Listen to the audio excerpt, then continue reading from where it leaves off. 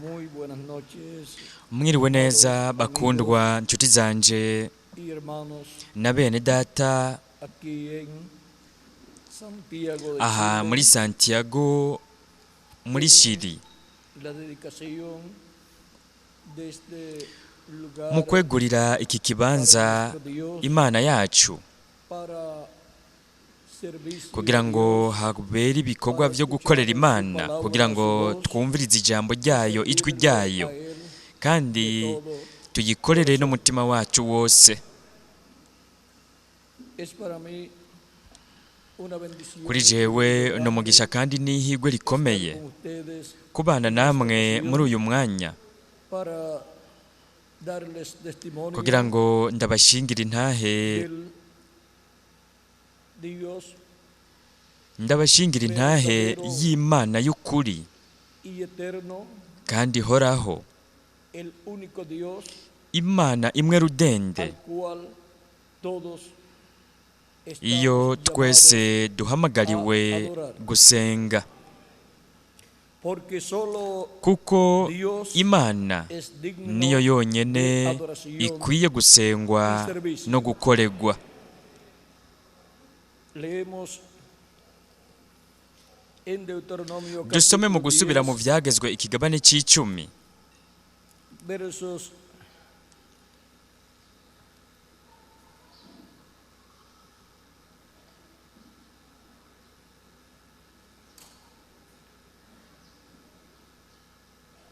versos 19 kuva ku murongo w'icumi n'icenda kugeza kuwa 22 del capítulo 10 mu kigabane de c'icumi Deuteronomio gusubira mu vyagezwe haravuga dice, hati: amaréis, pues, nuko al rero extranjero mukunde inyambukira, porque extranjeros kuko namwe fuisteis mwari inyambukira en la tierra mu gihugu de ca Egipto. Egiputa. A Jehová tu Dios Mwubahe temerás, uhoraho Imana a yanyu, él solo servirás, abe ari we musaba, a él seguirás, mwifatanye a él nawe seguirás, akaramata, y por su nombre izina jurarás. ryiwe ribe ari ryo murahira. Él es el objeto de tu alabanza, Niwe shimwe ryanyu, y él es tu Dios, niwe Mana que yanyu, ha hecho yabakoreye contigo vya estas bihambaye cosas grandes y terribles biteye ubwoba, que tus ojos han ivyo visto. amaso yanyu yiboneye. Con 70 personas Ba sogokuruza banyu bamanutse descendieron muri tus Egiputa ari abantu padres a Egipto, y 70. ahora Jehová te None uhoraho Imana ha yanyu hecho como las yabahinduye estrellas nk'inyenyeri del zo cielo kw'ijuru en multitud. mu kuba benshi. Y en el capítulo 12 No mu kigabane ca cumi na de kabiri Deuteronomio, mu gusubira mu vyagezwe verso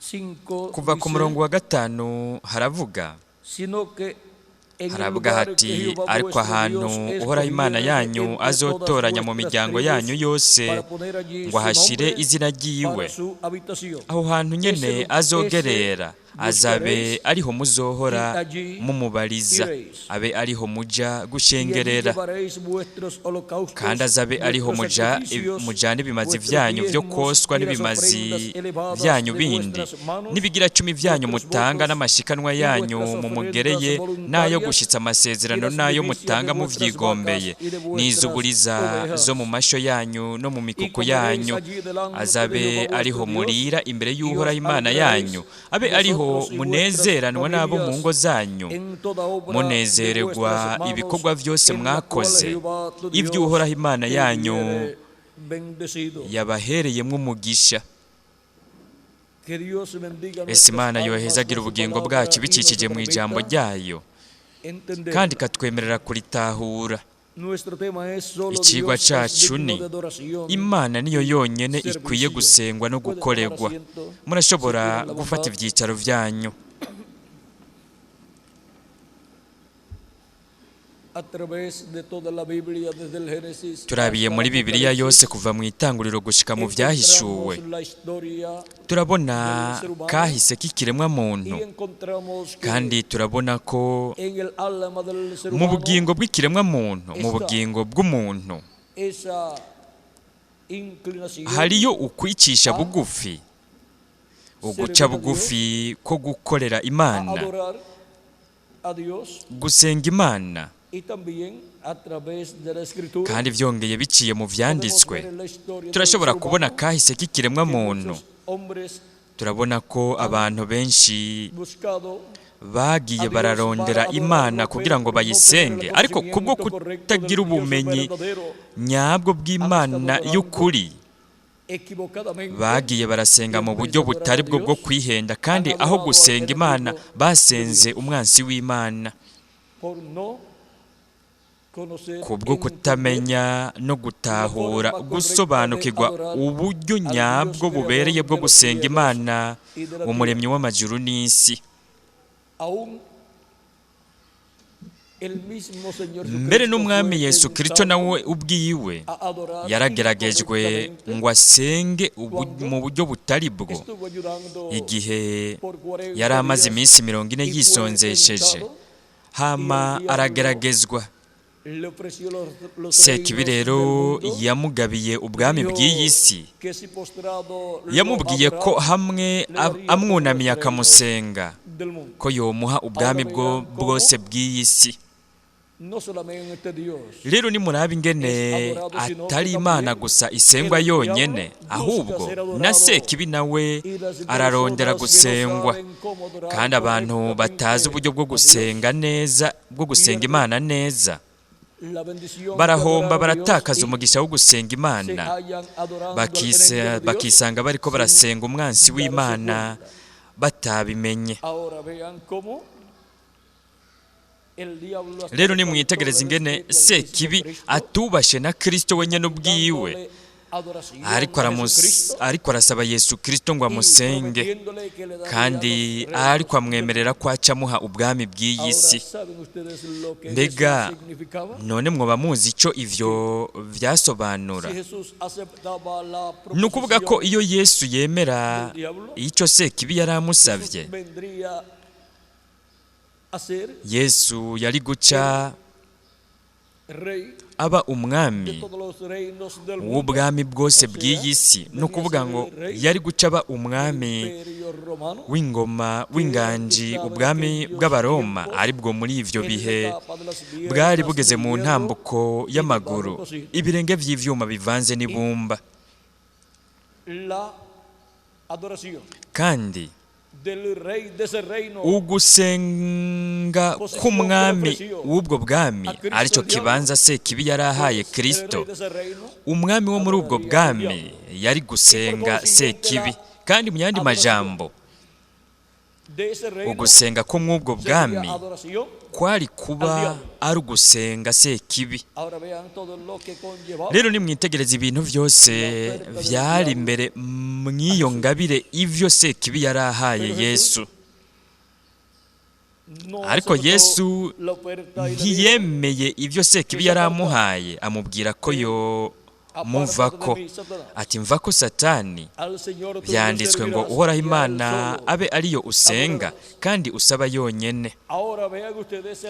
Rero nimwitegereze uwategerezwa gusenga yariko arasaba gusengwa, kuko umuntu wese n'abamarayika bakuru bose baremwe n'Imana kugira ngo bakorere Imana, kugira ngo basenge Imana, kugira ngo bakore ivy'Imana igomba. Rero tumaze kuba tuzi yuko ivyanditswe bitubwira ko hariho abantu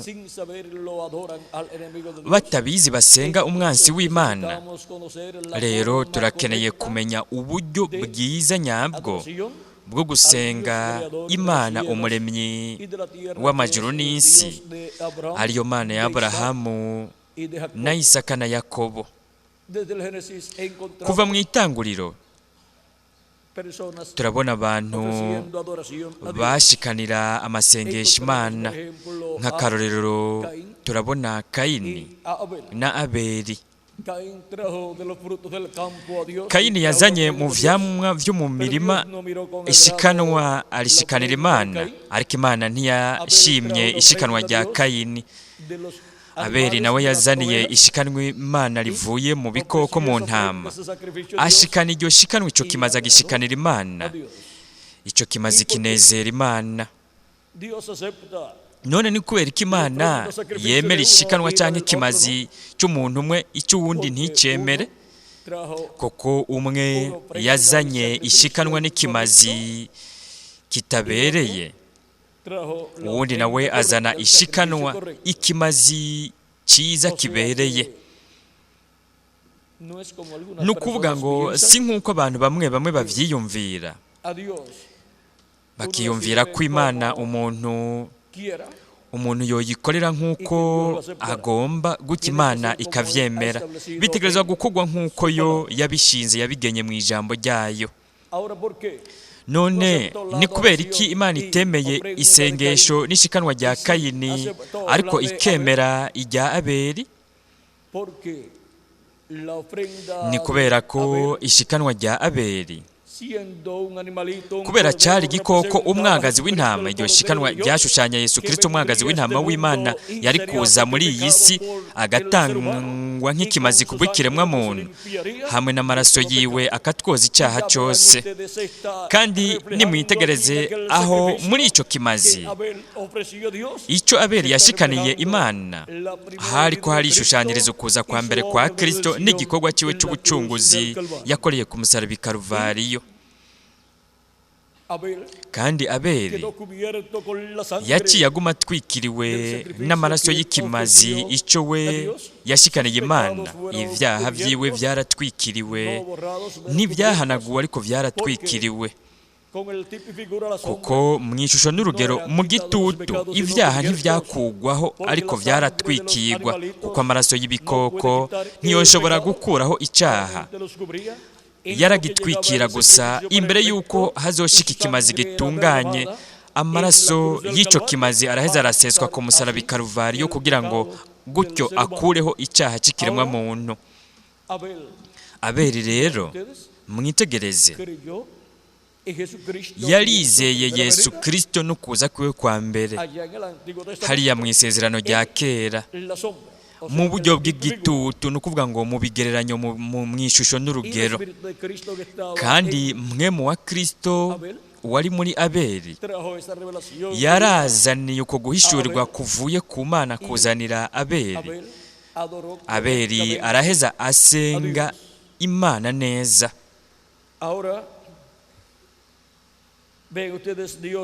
Rero nimwitegereze, Imana yarabwiye Kayini ari we yari yashavuye, haraheza haza ishari ryo mu idini. Kandi ishari ryo mu idini biciye muri kahise k'ikiremwa muntu byaratumye habaho ubwicanyi bwinshi mu by'iyobokamana. Kandi ibyo byatanguriye hariya mu itanguriro. Kayini byatanguye Kayini yishe Abeli. Ni ukuvuga ngo uwasenze mu buryo butari bwo, ni ugusenga kwiwe ntikwemegwe n'Imana n'ikimazi cyiwe.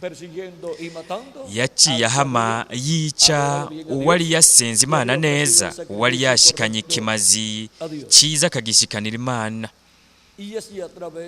Kandi gutyo biciye mu buzima bw'ibiremwa abantu turabona ibyo bintu byagiye biraba vy'ishari ryo mu vy'iyobokamana. Nimwitegereze, abavugishwa n'Imana barabahamye kandi barisha abavugishwa n'Imana benshi, na Yesu nawe ubwiwe baramuhamye. Kandi abarongozi nyene bo mu madini ushizemo n'umuherezi mukuru, mwitegereze, turabona ko bari bafise ishari ryo mu vy'idini bariko barahama Yesu. Kandi barumvikanye barabihuriza ko kwica Yesu, ni ukuvuga ngo ishari ryo mu idini mu buzima bw'abo bantu ryabazanyemo ikintu kibi, nuko iryo shari ribagira abicanyi.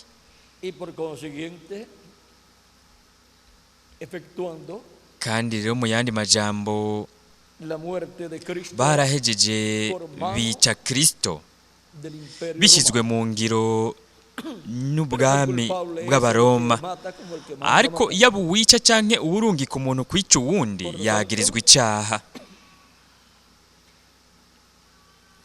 El pueblo hebreo ihanga ry'Abaheburayo rero ha sido hallado culpable de la muerte de baragirijwe Cristo. urupfu Vean rwa San Kristo. Pedro y los Nimwitegereze apóstoles Petero n'abandi bigishwa señalan bariko baravuga ubutumwa barerekana ko ihanga ry'Abaheburayo por medio del concilio del biciye Santo mu Concilio nama del nkuru Sacerdote, y'ikombe n'umuherezi mukuru abo barishe Yesu Kristo usando, pues, bakoresheje Roma. ubwami bw'Abaroma. Ahora podemos ver Turashobora kubona rero ko bikenewe el orden kumenya divino para urutonde adorar a Dios, rw'Imana rwo gusenga Imana, porque de otra forma la kuko persona bitagenze uko umuntu estará adorando y pensando que está adorando a Dios. yosenga yiyumvira ko ariko asenga Imana ariko atari ko asenga Imana. Es necesario saber también Ni ingirakamaro byongeye kumenya edades yuko y dispensaciones hariho en el ibihe programa n'ibiringo mu mugambi y w'Imana, cuando hay un kandi cambio de iyo dispensación, habaye impinduka z'ikiringo hay un adelanto aho habaho iterambere en el programa mu mugambi de servicio a Dios. wo gukorera Imana. O sea, Ni ukuvuga un paso de adelanto habi gutera intambuko en el servicio a Dios. mu kuja imbere mu gikorwa Por c'Imana, consiguiente, kandi mu yandi majambo viene una revelación más haraza amplia guhishurirwa de kwagutse parte de cyane Dios kuvuye para ku el Mana pueblo, kukaza ku bantu biciye mu para ntumwa esa nueva y'icyo kiringo kinini gishasha. cuando apareció Moisés en Igihe el Mose cielo, yashika, encontramos que turabona le ko dijo el ángel de Jehová, que es el mismo Jehová, marayika w'uhoraho ari we uhoraho wenyine ubwiwe ari mu mubiri we wa teofaniya que había yaramubwiye descendido porque había ko escuchado el clamor de su yamanutse pueblo kubera ko Israel, yumvise y había ugutakamba descendido kw'ihanga ry'iwe para Isirayeli, libertarlos, ko amanutse kugira ngo abarokore. Kandi mu yandi majambo a Moisés yararungitse para Mose usar a Moisés kugira ngo akoreshe en ese Mose propósito. muri iyo ntumbero, muri icyo gikorwa. Moisés le dice, Mose rero si ellos me yaramubwiye preguntan por tu nombre, ati mbega nibambaza ¿qué izina les voy a ryawe decir? nzobabwira iki? Y el ángel de Jehová Nuko marayika w'uhoraho le dice, aramubwira, Moisés le dice, canke si ellos me Mose preguntan por tu yaramubajije nombre, ati ¿qué les nibambaza diré? izina ryawe nzobabwira iki? Y entonces el ángel de Jehová le Rero dice, marayika w'uhoraho aramubwira ati nduwo ndiwe, yo soy atuze ubabwira uti ndiho yabantumye ko. Mu kigabane cya gatatu umurongo wa 13 kugeza ku wa 15 mu gitabo cyo Kuvayo. estas palabras, Kandi yo soy, aya majambo ngo cuando ndiho, vamos al original, tugiye mu nkomoko yayo, son 4 consonantes ni indome zine z'indagi llamadas arizo el zitwa tetragramatón, tetragramatone, indome zine z'indagi z'izina ry'Imana. Kandi izo ni indome zine z'indagi ye, he, we, he. Moisés escuchó Mose la pronunciación de ese nombre, yarumvise ukuvugwa kw'iryo pero zina, solamente fueron escritas ariko esas, handitswe gusa izo ndome zine z'indagi. pero cuando se pronuncian Ariko iyo havuzwe izo ndome zine z'indagi zikavugwa nk'izina, otras letras, hariho izindi ndome zishigwamwo. ahora Dios le dice a Imana Moisés, rero yarabwiye Mose luego en el capítulo mu nyuma mu kigabane cya gatandatu del Éxodo, mu vamos a gusubira ver mu kuvayo, acerca de su nombre, reka turabe ibijyanye cuando está n'izina revelando ryayo a Moisés, ariryo yariko irahishurira Mose. le dice en el capítulo 6 Mu del kigabane cya Éxodo, gatandatu verso mu gitabo cyo kuvayo 1 en adelante, kuva ku Jehová murongo wa respondió mbere a Moisés, ukabandanya uhoraho abarira Mose ahora verás lo que ati yo uhereye haré a none Faraón, uzoraba porque ivyo con mano nzogirira fuerte Farawo, los dejará ir, y ukuboko con mano k'ubushobozi fuerte los kuzomugondoza echará de su abarekure, tierra. mbere ukuboko k'ubushobozi Habló kuzomugondoza todavía Dios a abirukane mu Moisés, gihugu y le dijo, ciwe. Imana ibarira Yo Mose soy Jehová. iti nduhoraho, Y kandi aparecí a Abraham, niyeretse a Aburahamu Isaac na y a Isaka na Jacob Yakobo como Dios ko ndi Imana ishobora byose, ariko sinabimenyesha muri iryo zina ryanje uhoraho. Rero kubera ko ikiringo gishasha cyariko kirasobekerana kibisikanya n'ikiringo cy'amasezerano, no kuvuga ngo ikiringo cya gatanu cyariko kirabisikanya n'ikiringo kigira kane.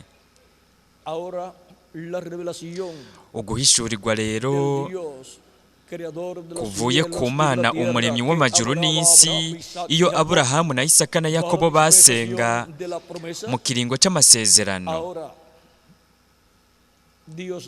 muri uwo mwanya Imana yavuze ko Aburahamu na Isaka na Yakobo yo itabimenyesheje mu iryo zina uhoraho. Rero mu uwo mwanya yari kwirimenyekanisha mu izina uhoraho yimenyesha Mose. No kuvuga ko kubera ikiringo gishasha ngaho cyariko kiratangura kiriko kirabisikanya n'ikindi bisobekerana, Imana rero yaje iri kwirihishurira Mose mu buryo bwagutse cyane, kandi yaje iri kiramenyesha Mose izina ryayo. Mose yarifuje kumenya izina ryayo, Imana iraheze irarimubwira. None ni kubera ko yaribwiye Mose, kuko Mose niwe yari umuvugishwa w'icyo kiringo kinini gishasha, kandi uhoraho umwami ntacyo azokwigera akora atabanje kwibira akabanga abasavyi biwe abavugishwa. Umuvugishwa w'ikiringo kinini ari we buri gihe aza ku ntango y'icyo kiringo kugira ngo agitangure yugurure icyo kiringo. Niwe uguhishurirwa kose kuvuye ku Mana kuza ko uguhishurirwa ko mu icyo kiringo gishasha, kandi haza umugambi wose w'Imana n'ibintu byose bifitaniye isano n'izina ry'Imana n'uburyo bwo gusenga Imana. Rero nimwitegereza igituma Mose uko guhishurirwa kose kwamujeko. Izina rero rifiswe na marayika w'uhoraho, ari we yarihishuriye Mose. Mu nyuma Mose igihe yabohora ihanga ry'Abaheburayo, no kuvuga Imana biciye muri Mose yarajanye ihanga ry'Abaheburayo ku musozi Sinayi, aho Imana yari yamubwiye ko azobajana bagaheza bakakorerera Imana kuri uyo musozi, kandi icyo cyari kuba ikimenyamenya cyerekana ko Imana ariyo yamutumye. Rero ngaho Imana yarabahaye amategeko iyaha ihanga ry'Abaheburayo, aho Imana yarahigaragarije irihishurira imbere y'ihanga ry'Abaheburayo. Rero igihe mu nyuma, inyuma y'imyaka ibihumbi, igihe Yesu yashika agashika ku isi, turabona yuko ikindi kiringo gishasha cyariko kirasobekerana gitangura, ikiringo cya gatandatu, aricyo kiringo cy'ubuntu. Kandi Yesu yaje mu izina rya Se, kandi Yesu yaje ariko ashinga intahe y'umugambi wariko urakogwa, kandi Imana yari kwirakora biciye muri Yesu, iri kirashitsa amasezerano yayo yo muri icyo gihe. Kandi igihe wa mugore w'umusamariyakazi yabwira Yesu akamubaza, akamubwira ko Abayuda basengera i Yerusalemu, kuko bivuga yuko i Yerusalemu ariho abantu bategerezwa gusengera, ariko ko Abanyasamariya ko basengera kuri wa musozi uwo Yakobo yari yarasengeye ko. Murabona Yesu abonye ibintu ingene byari bimeze mu by'iyobokamana, ibyo gusenga, kuko uwo munyasamariyakazi we yavuga yizera hamwe n'abandi banyasamariya ko basengera kuri uwo musozi. Abayuda nabo bakavuga yuko ari ugusengera ku musozi w'i Yerusalemu kuko ariho hari urusengero. Yesu yaramubwiye ati mwebwe musenga icyo mutazi, tweho dusenga icyo tuzi, kuko agakiza gaturuka mu Bayuda.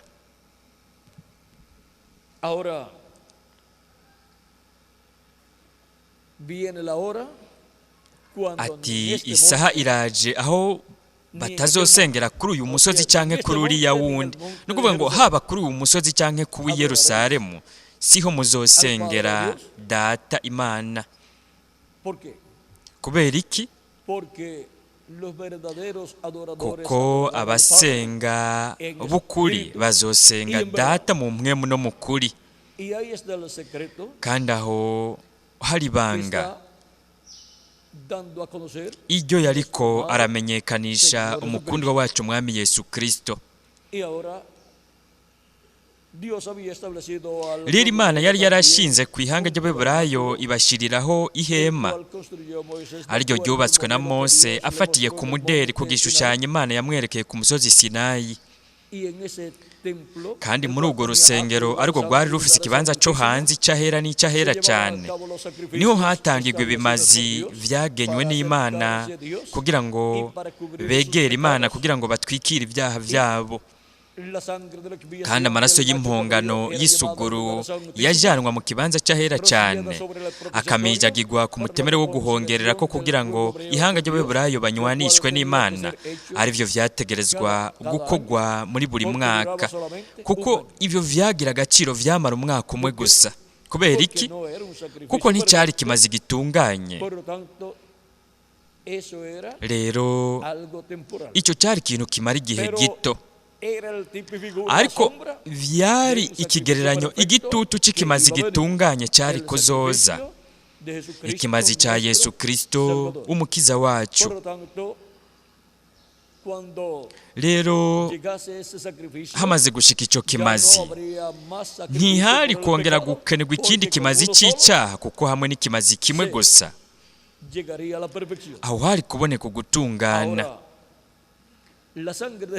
Rero amaraso ya Yesu Kristo niyo atwoza icyaha cyose ubu. Rero ntihagikenewe yuko Kristo abandanya akora buri mwaka ngo atange ikimazi cy'icyaha. Yarabikoze inshuro imwe rudende, kandi hamwe n'ikimazi kimwe gusa yaratwogeje icyaha cyose ibihe vyose.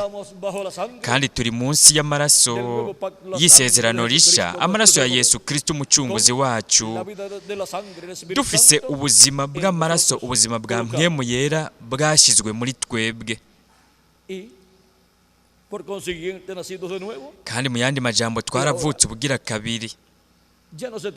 Rero kugeza ubu ntihakiriho inzu iyo Mose yubatse urusengero canke ihema Mose yubatse, nta nubwo hakiriho ingoro Umwami Salomo yubatse.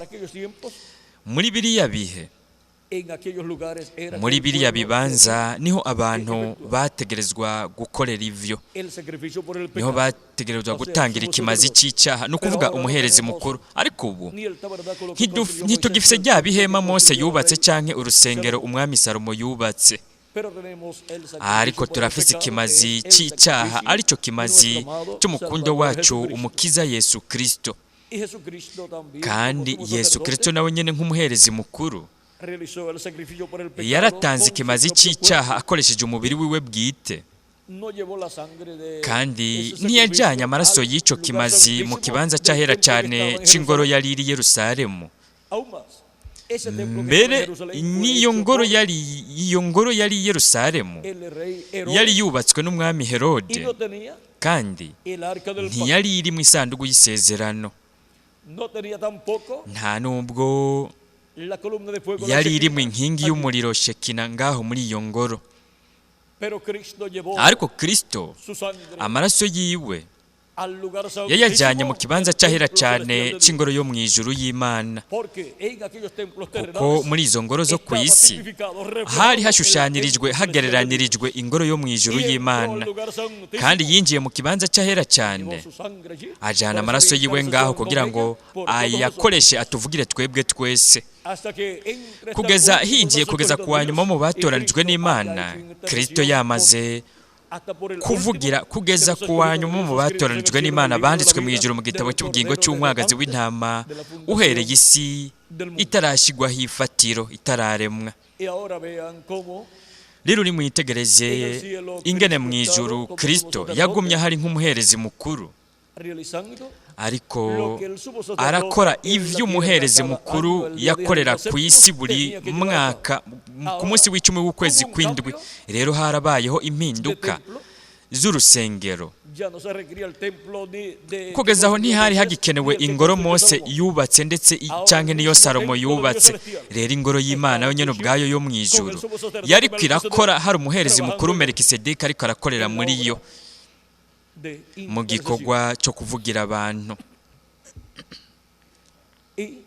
Kandi ivyo nivyo Kristo nawe yagumye ariko arakorera mu ijuru, yicaye iburyo bw'Imana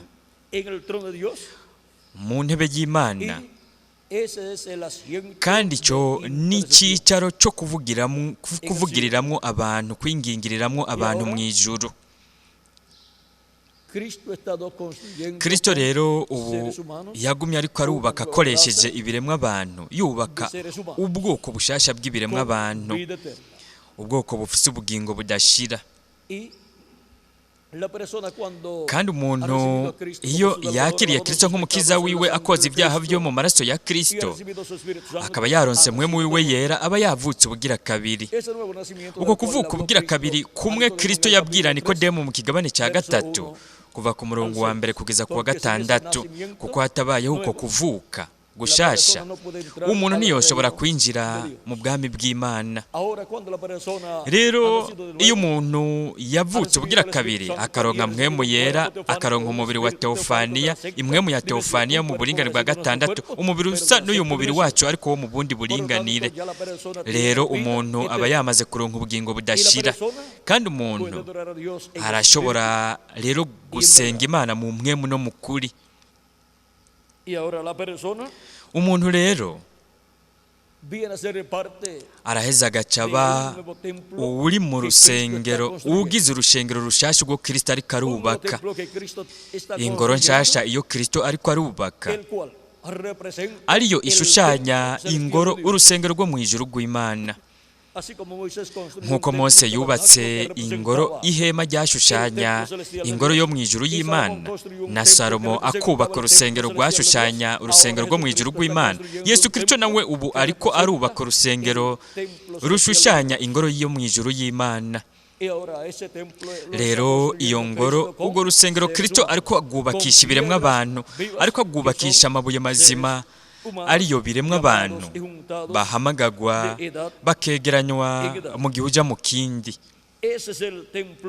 Iyo ni ngoro iyo umuganwa umutware Yesu Kristo ariko arubaka, kandi Kristo nk'umuganwa yarashushanijwe muri Zerubabeli, umuganwa wo mu ihanga ry'Abaheburayo wakomoka mu muryango wa Yuda. Kandi uwo niwe muganwa ari kumwe n'umuherezi mukuru Yosuwa, nibo bubatse urusengero i Yerusalemu. No kuvuga ngo bararusanuye, bubaka urwo rusengero bundi bushasha. Rero nimwitegereze ingene Petero atubwira muri Petero wa mbere kigabane cya 2 umurongo wa 4 ukabandanya. Aravuga ati nuko mumwegere, ari we buye rifise ubugingo, ryagawe n'abantu, ariko ku Mana ryaratoranijwe. riri n'igiciro, mwubakwe nk'amabuye afise ubugingo, kugira ngo mube inzu yo mu buryo bw'impwemu, mugire ibango ry'ubuherezi ryera, ngo mutange ibimazi mu buryo bw'impwemu bishimwa n'Imana ku bwa Yesu Kristo. Kuko mu vyanditswe harimwo aya majambo ngo raba ndashyira i Siyoni ibuye rigumya imfuruka ryatoranijwe, riri n'igiciro, kandi uryizera ntazomaramara. Nuko mwebwe abizera ni mwebwe mwagenewe ico giciro, ariko kubanka kwizera ngo ibuye abubatsi bagaye niryo ryahindutse rigumya imfuruka, n'ibuye ritsitaza n'urutare rugwisha, kuko batsitara ku ijambo ry'Imana bataryumvira, kandi nico bashiriweho. Ariko mweho muri ubwoko bwatoranijwe, mukoranije kuba abami n'abaherezi, muri hanga ryera, abantu bashyiriweho kuba inyegu yiharije, kugira ngo mukwize ishimwe ry'abahamagaye, ikabakura mu mwiza ikabashyitsa mu muco wayo utangaje. Kera nta bantu mwarimwo, ariko noneho muri abantu b'Imana. Kera ntimwari bwagirirwe imbabazi, ariko noneho mwarazigiriwe. Rero nimwitegereze ingene twebwe twagiriwe imbabazi biciye muri Yesu Kristo umukiza wacu. Rero ubu turi inzu y'Imana, ihanga ry'Imana, turi urusengero rushasha rw'Imana ngaha ku isi, ariko rushengero rushushanya ingoro yo mu ijuru y'Imana, kandi turi abami n'abaherezi. Kandi nk'uko habayeho abaherezi hagati mu ihanga ry'Abaheburayo mu ihema ryubatswe na Mose no mu ngoro yubatswe n'umwami Salomo, rero ubu natwe turi abaherezi b'Imana, abaherezi bo mu ngoro yo mu ijuru, kandi Yesu Kristo nawe n'umuherezi mukuru wo mu ngoro yo mu ijuru. Nicyo gituma biciye muri Yesu Kristo dushikanira Imana ibimazi n'indirimbo z'amashimwe Imana yacu. Biciye muri Yesu Kristo turashikanira Imana indirimbo zose z'amashimwe n'ibimazi byo mu buryo bw'impwemu. Byose bikorerwa he? Mu nzu y'Imana, mu rusengero rwo mu buryo bw'impwemu rw'Imana, ariryo shengero ryayo, ishengero rya Yesu Kristo. Aho niho ibyo biva bikaja mu ngoro yo mu ijuru y'Imana. Rero twebwe turi mu nzu y'Imana, ariryo shengero rya Yesu Kristo. Kristo mu ishengero ryiwe ariko araharungika ibintu, ariko arahimurira ibintu vyo mu ngoro yo mu ijuru. Rero mu gihe cya Mose no mu gihe cya Salomo vyarungitswe, vyimuriwe mu bintu vyari muri iyo ngoro, arivyo vyashushanywa canke vyari bihagarariye ibiri mu ijuru. Ni ukuvuga ngo vyarahimuriwe mu buryo bw'amashusho n'ingero. Ariko ubu nimuraba ingene Kristo abirungika, avyimurira mu ishengero ryiwe, mu ngoro yiwe yo mu buryo bw'impwemu, abirungika mu buryo bw'ibiremwa abantu. Nk'akarorero, igiterekwa kw'amatara canke ikiri kw'amatara kiri mu ijuru, n'amatara ndwi yakijwe mu ijuru, arizo mpwemu ndwi z'Imana zizunguruka mu isi yose. Igihe vyagaragarira ku isi mu ngoro yo mu buryo bw'impwemu ya Kristo, murabona uko no kugaragara indwi kwa mpwemu yera mu bamarayika ntumwa ndwi b'ibihendwi by'ishengero ryiwe. Igiterekwa kw'amatara cyari mu kibanza cyahera cyane mu ihema Mose yubatse no mu rusengero Salomo yubatse. Aho iryo ni ishengero rya Yesu Kristo ririko riraca mu ntambuko ndwi, mu bihendwi n'intambi ndwi zakijwe k'umuriro, arizo ntumwa ndwi zakijwe k'umuriro wa mpwemu yera. Rero murabona ko ibintu byose vyari mu ihema Mose yubatse. Hanyuma tubonye ingoro yo mu ijuru mu gitabo cy'ivyahishuriwe Yohana mu kigabane cya 4 ukabandanya, hariya turahabona ukuri kw'ivyari bihari mu ishusho n'urugero mu ihema Mose yubatse no mu ngoro umwami Salomo yubatse. kandi kubera ko Kristo ariko arubaka urusengero rushasha rw'Imana ariko rwubakwa hashingiwe ku ruri mu ijuru mu ngoro yo mu buryo bw'impwemu ya Kristo. Ibintu byose byabaye mu rusengero Mose yubatse n'ubwo umwami Salomo yubatse, aribyo byari ishusho n'urugero byagereranya ibiri mu ijuru. Rero ubu naho bizoba biri mu ishengero ry'umwami Yesu Kristo. Icyo nicyo gituma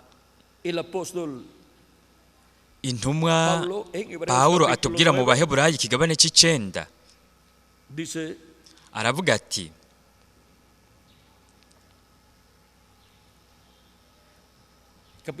igabane cy'icenda umurongo wa 11 ukabandanya, haravuga hati ariko Kristo amaze kuza umuherezi mukuru w'ivyiza bizoza, aca mu ihema rirusha rya rindi kuba irihambaye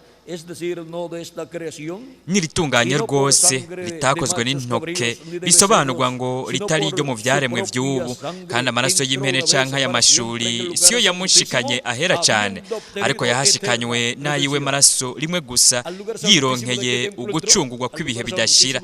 Yinjiye mu kibanza cyahera cyane cyahehe, mu kibanza cyahera cyane c'ingoro yo mu ijuru, kugira ngo aronke, kandi yaraturonkeye ugucungurwa kw'ibihe bidashira. None amaraso y'impene n'ay'amapfi bo n'umunyota w'inka yiriza ucucagiwe abahumanye, ko vyeza imibiri igahumanuka. Mbega amaraso ya Kristo uwo yitanze ku Mana atagira agasembwa, abitewe na mpwemu ahoraho, ntazorushiriza guhumanura imitima yanyu ngo ibikorwa by'imfagusa biyivemwo, kugira ngo mubone ingene mukorera Imana nzima. Nico gituma aba umuhuza ahesha isezerano risha, kugira ngo abahamagawe bahabwe umwandu udashira w'isezerano, bitewe n'uko habayeho urupfu rucungura abacumuye bakiganzwa n'isezerano rya mbere. Kuko aho icyete kiragikiri, hakwiye rwose yuko urupfu rw'uwaraze ruseruka. Icyete kiragi kibeshwaho n'urupfu rwonyene, kuko kitagira ikimazi uwaraze, kuko kitagira ikimazi uwaraze akiriho. Nico gituma isezerano rya mbere ritasezeranywe atamaraso. Mose amaze kubwira abantu bose amabwirizwa yose nk'uko byagezwe, yabira amaraso y'amashuri n'ay'impene n'amazi n'ubwoya bw'intama buzigishijwe agahama, yabira na ezobu, acucagira igitabo cy'ibyagezwe bo n'abantu bose, arababwira ati aya niyo maraso y'isezerano Imana yabagereye. Kandi ihema n'imbombovu zose z'iby'ubuherezi navyo nuko abicucagira amaraso nk'uko ibyagezwe biri. Ibintu ni nka byose vyozwa n'amaraso, kandi hatavuye amaraso ntihaba guharirwa ibyaha. Nuko byari bibereye ko ibigereranyo vy'ivyo mu ijuru vyozwa n'ivyo bimazi.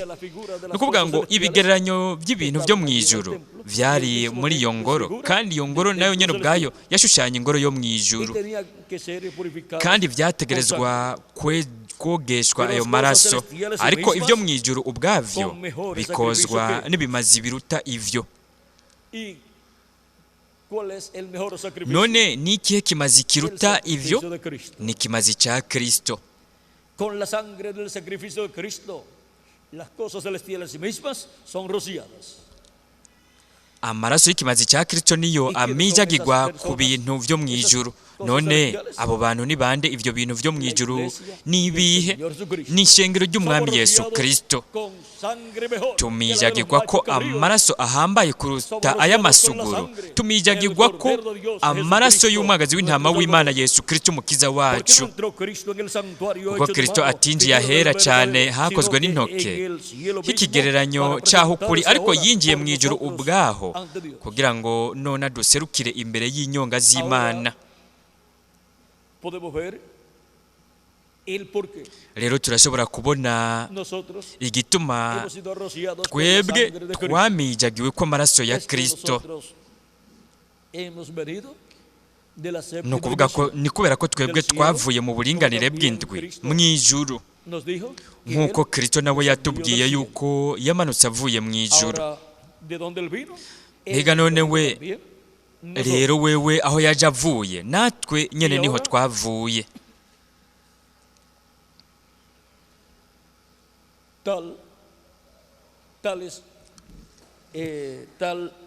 Rero uko uw'umukungugu ari niko n'abandi bari, kandi uko uw'ijuru ari niko n'ab'ijuru bandi bari.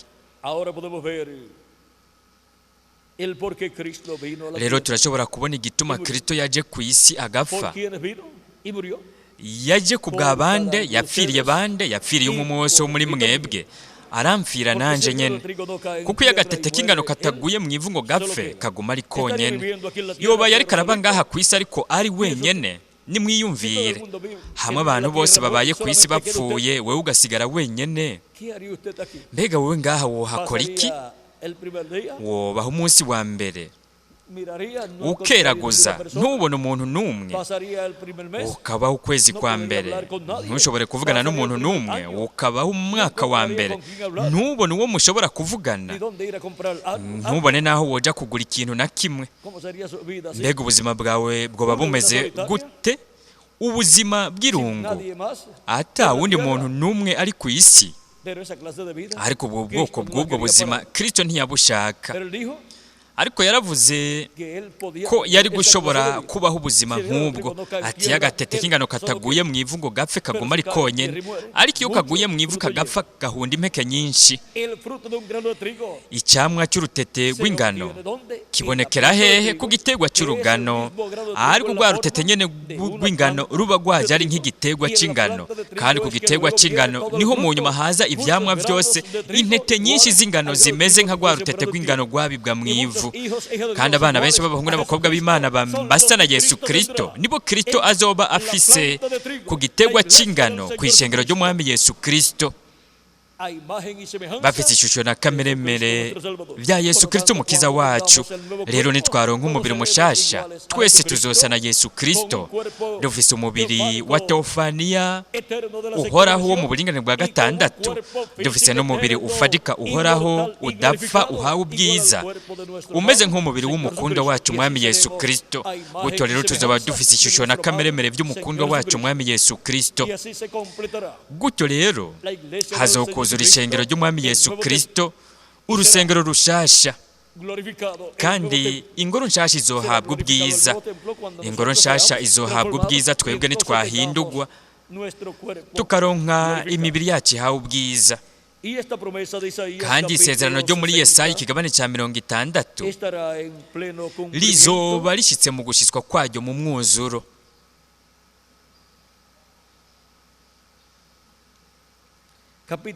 Ikigabane cya 60 Yesaya umurongo w'indwi aravuga ati nzokubahiriza inzu yanje y'icyubahiro, inzu yanje nzoyuzuza ubwiza.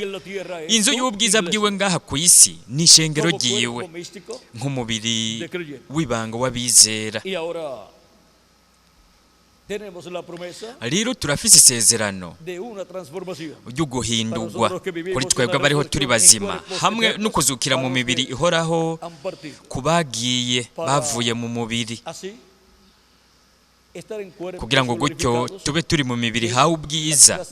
Ari bwo bwoko bw'umubiri, nibwo bwoko bw'umubiri bubaho, umubiri ngirakamaro cyane, kandi ubwo nibwo bwoko bw'umubiri umukundwa umukiza wacu Yesu Kristo afise. Hariho ubwoko butatu bw'imibiri: umubiri ufadika upfa ubora, hari uwo mubiri dufise, kandi uwo mubiri umara agahe gato. Hariho umubiri wa teofaniya, ari uwo mubiri wo mu bundi buringanire ku bavutse ubugira kabiri. Uwo ni umubiri wa teofaniya mu buringanire bwa gatandatu, umubiri usa n'uyu mubiri wacu ariko wo mu bundi buringanire.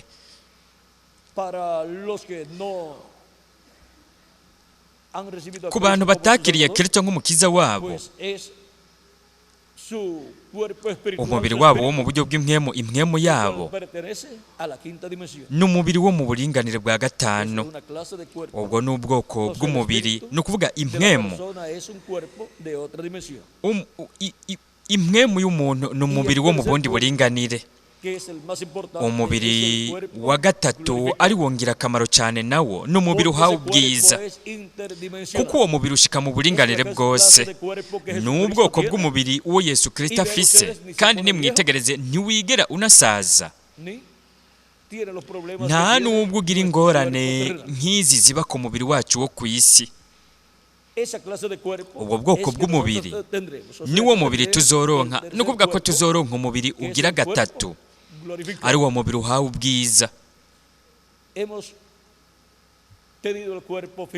Twararonse umubiri ufadika, ariko uyu ni uw'igihe gito, umara igihe gito.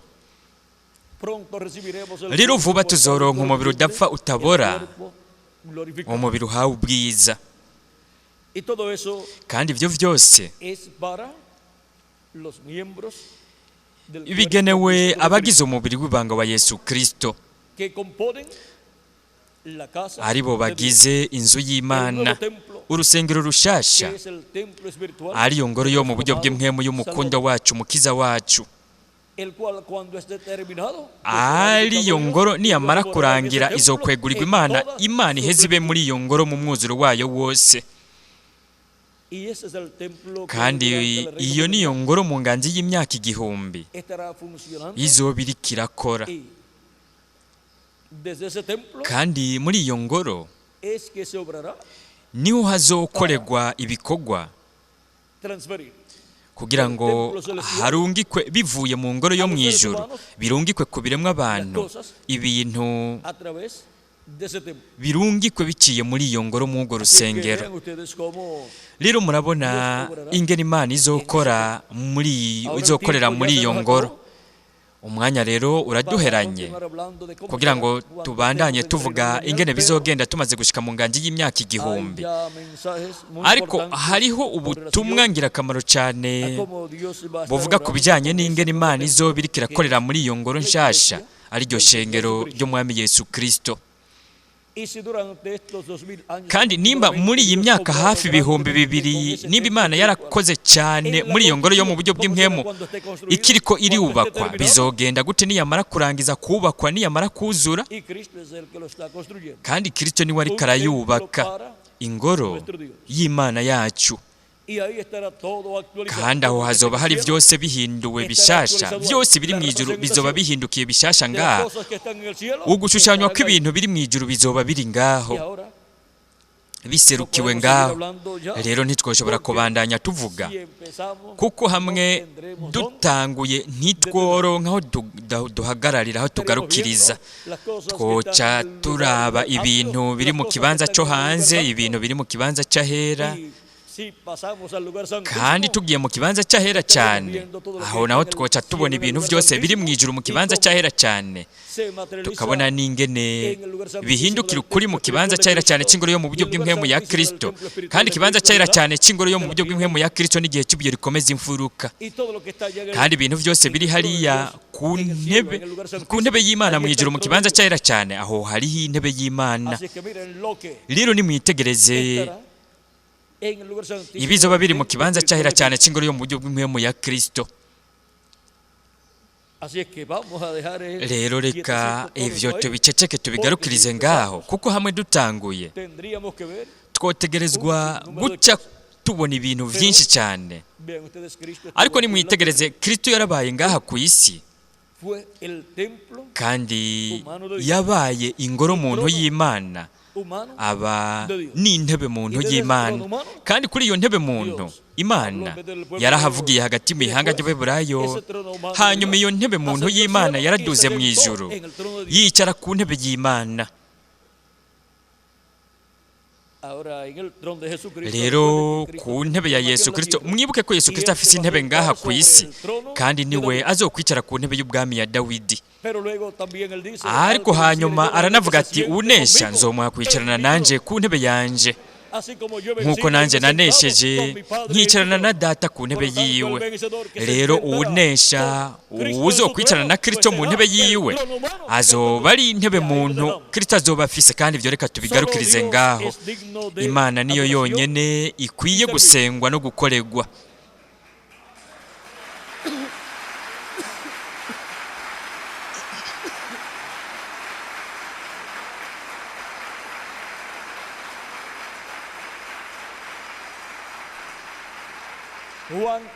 Yohana intumwa igihe yabona ukugaragara kwa Kristo agaragariye mu mumarayika wiwe yashatse gusenga umumarayika aramubwira atoya sigaho, Imana bari usenga. Kubera iki?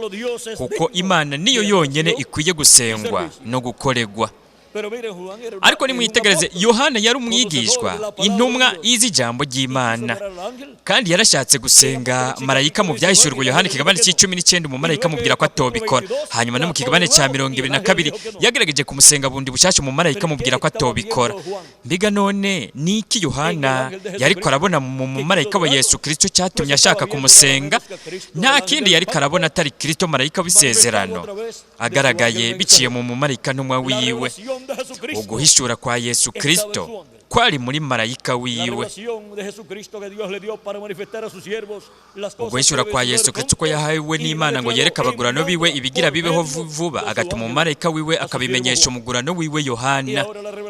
Rero uguhishura kwa Yesu Kristo kuza biciye mu mumarayika wiwe. Rero ku munsi w'iherezo uguhishura kwa Yesu Kristo mu ishengero ryiwe kuba biciye muri marayika wiwe. Nico gituma Yesu avuga ati jewe Yesu ntume mu mumarayika wanje gushingira intahe mwebwe ivyo mu mashengero.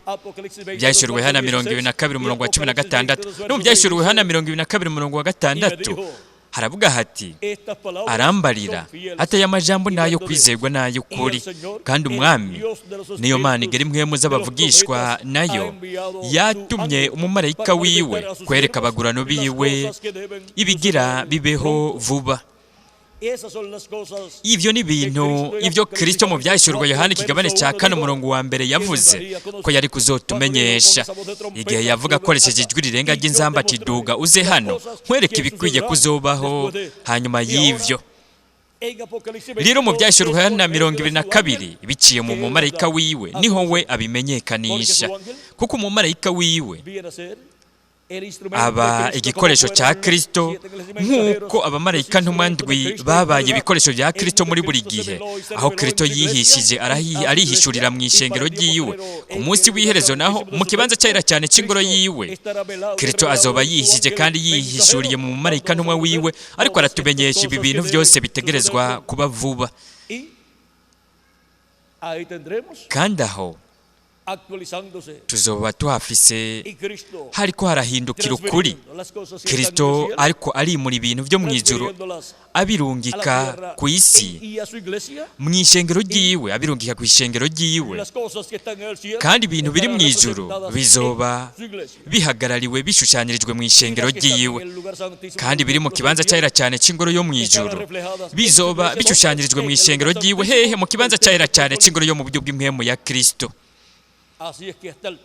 Rero n'intebe nayo izoba ihashushanyirijwe ihagarariwe. Ni byiza.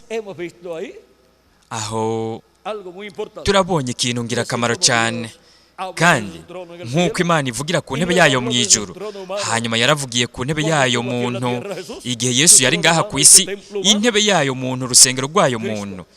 Kristo mwitegereze yagumye ariko aravuga biciye muri buri mumarayika ntumwa muri buri gihe. Ku munsi w'iherezo naho azovuga biciye mu mumarayika ntumwa wiwe, avuga ibi bintu byose bitegerezwa kuba vuba, kuko uyo azoba ari igikoresho cya Kristo cyo ku munsi w'iherezo, kandi uyo niwe azoronka umugisha wo kwicarana na Kristo ku ntebe yiwe, intebe y'ubwami ya Dawidi. Kristo rero azovuga biciye mu mumarayika ntumwa wiwe ibi bintu byose bitegerezwa kuba vuba muri iki gihe cya nyuma, kuko uyo azoba ari igikoresho icyo we yasezeranye gutuma kugira ngo gishinge intahe y'ibi bintu byose mu mashengero. Umwe nyene yarungikira Yohana mu mpwemu mu mubiri wa Teofaniya, azomurungika mu ishengero ry'iwe ari mu mubiri w'umuntu ku munsi w'iherezo. Kandi biciye muri iyo ntumwa, Kristo azoba yihishije kandi yihishuye, ariko aravugisha ishengero ry'iwe muri iki gihe cya nyuma.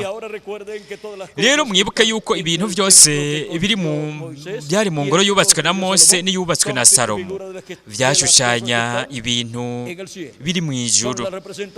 Kwari ukubihagararira, ukubishushanya.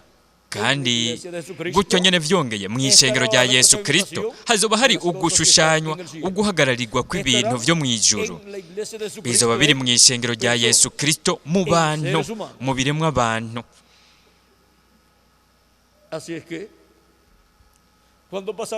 Rero tugiye mu kibanza cyahera cy'ingoro yo mu buryo bw'impwemu ya Yesu Kristo, tukabona ingene hahindukiye ukuri ibintu byo mu ijuru mu ngoro yo mu buryo bw'impwemu ya Yesu Kristo, nk'uko ingene byari byarahindukiye ukuri ariko mu mashusho n'ingero mu bintu byari mu ihema ryubatswe na Mose no mu ngoro yubatswe na Salomo. Ariko ubu naho byose bihindukira ukuri mu biremwa abantu mu ishengero ry'umwami Yesu Kristo. Nicyo gituma ishengero rya Yesu Kristo ari iryo mu ijuru, naho riri ku isi, ariko si iryo mu isi, nk'uko na Kristo nawe atari uw'isi, atari uwo mu isi. Kandi ishengero rya Yesu Kristo niryo rifise ugusenga kubereye ko gusenga Imana ya Aburahamu na Isaka na Yakobo. Kandi aho niho we yigaragariza, aho niho Yesu Kristo asengerwa, kuko aho niho Yesu Kristo ari, kandi aho niho yigaragariza uvuye mu ntambwe kuja mu yindi. Kandi aho mu ishengero ryiwe niho havukira abana b'abahungu n'abakobwa b'Imana, niho bavukira ubugira kabiri biciye muri mpwemu yera, ari we ari mu ishengero mu ngoro yo mu buryo bw'impwemu ya Kristo. Kandi aho niho ugusengera Imana y'ukuri, Imana ya Aburahamu na Isaka na Yakobo, niho bikorerwa uvuye mu gihe uja mu kindi. Buri gihe bigakorwa mu mwanya ugezweho, buri gihe bigakorerwa mu gihe kigezweho. Kandi hasengwa Imana, kuko Imana niyo yonyene ibereye, ikwiye gusengwa no gukorerwa. Ni mu nzu y'Imana. Nicyo gituma aho hari amaraso y'umwagazi w'intama. Kandi icyo nicyo gituma abana b'Imana mu nzu y'Imana mu ishengero bakingiwe, bari kumwe n'amaraso ya Yesu Kristo kandi bakingiwe nayo. Aho niho hari abana b'imfura b'Imana bari mu mutekano, nk'uko abana b'imfura mu ihanga ry'Aburayo muri Egiputa nk'uko bari bameze igihe urupfu rwarengana mu gicugu. Mu ngo zabo hari amaraso y'umwagazi w'intama wa Pasika asizwe ku bishimajyango no hejuru ku miryango. Umwagazi w'intama uri imbere muri izo nzu bariko barawujya wokeje. Rero ubu naho natwe turiko turajya Kristo ijambo, kandi amaraso yiwe asizwe mu nzu y'Imana mu ishengero rya Yesu Kristo no mu bugingo bwacu. Nicyo gituma turi mu mutekano, turarinzwe mu nzu y'Imana, turiko turagaburirwa ijambo ry'Imana, kandi turiko turasenga Imana y'ukuri, Imana ya Aburahamu na Isaka na Yakobo, kuko Imana niyo yonyene ibereye gusengwa no gukorerwa. ese imigisha y'Imana ya Aburahamu na Isaka na Yakobo umukunda wacu mwami Yesu Kristo, iyo migisha yoba kuri mwebwe mwese ikaba no kuri jewe nanje. Kandi se vubaho kuzura igitigiri cy'abatoranijwe n'Imana, vuba twese abapfiriye muri Kristo bakazukira mu mibiri ihoraho, natwe abariho turi bazima tugahindurwa mu izina rihoraho ry'umwami Yesu Kristo. Amen kandi amen. Ndabashimiye cyane ko bamwanteze amatwi mubikunze, inshuti bakundwa bene data muri ngaha, kandi mwese mugira ijoro ryiza.